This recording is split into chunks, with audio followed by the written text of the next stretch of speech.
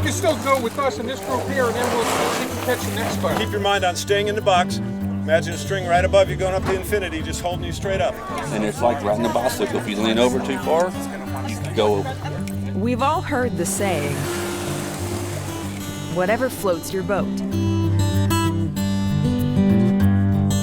Today on the Cumberland River, the phrase is truer than ever.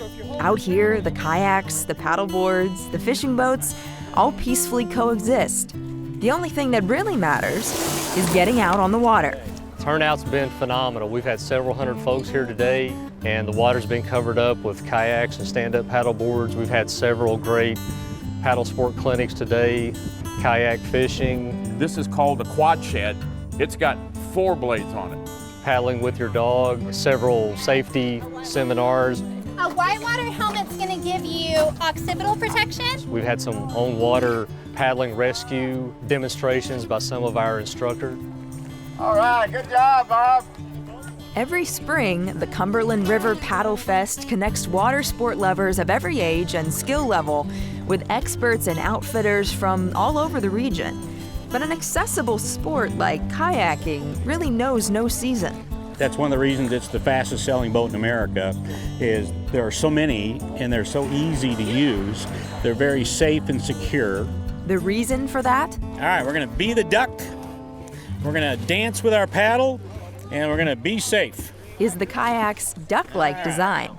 Because the duck sits his butt in the water and he wears his boat. And if you look at a kayak and you look at a duck, they're not much different.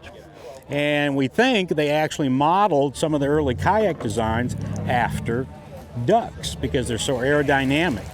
For Tom Christensen, one of the most colorful characters on the river today, there's more to being the duck than keeping your balance. I live on this lake. I probably see 50 birds every day in my kayak. Mink, loons, all kinds of wildlife that you never see because you get up close and personal and you're floating low in the water. But that's really what people like, is they're so stable, they can begin to enjoy where they are. It's like the duck. The duck doesn't think about paddling. He just looks around and enjoys himself. Kayak connects people to nature like no other boat can. And that's what I like about it. Sitting low in a kayak, so close to the surface, does offer a new perspective. But if you prefer to stand tall, well, there's something for you too. Stand-up paddleboarding is a smooth, low-impact workout with a surfer's attitude, and it's picking up speed in places like Tennessee, where big waves are scarce. I did a lot of whitewater kayaking growing up. I'm from East Tennessee and live here in Nashville for 20 years almost now. And it's just hard that you have a family and kids to get out to the rivers like I used to, and something I was interested in from the fitness aspect and also from being able to just spend time with my family. It's a family activity. Remember, get a couple forward strokes like we talked about. Paddleboards are stable and safe enough for even young kids to try. John's already brought his 8-year-old daughter on board. He got me a board and we went out and I just liked it. The main thing's to have fun. She just wants to be out on the water. She thinks she's a pro. It's a family activity, something to do with them. Also get out with nature, kind of escape. You can go out after work and paddle for an hour and it's like a release. And there's boards that will fit anybody. So anybody that wants to try it should try it because they can definitely get up. It's not rocket science. Anybody can do it and have a good time.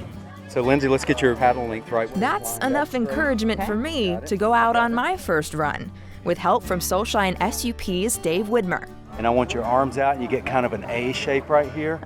And pull it straight down the side of the rail and out beside your foot. Okay. Let's do this thing. After a little instruction on the shore, I am ready to go. I set off and eventually stand up. I'm up. You got it. Yes. Nice. All right.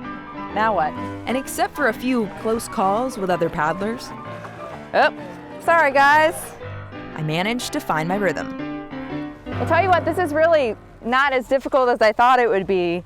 It's really relaxing.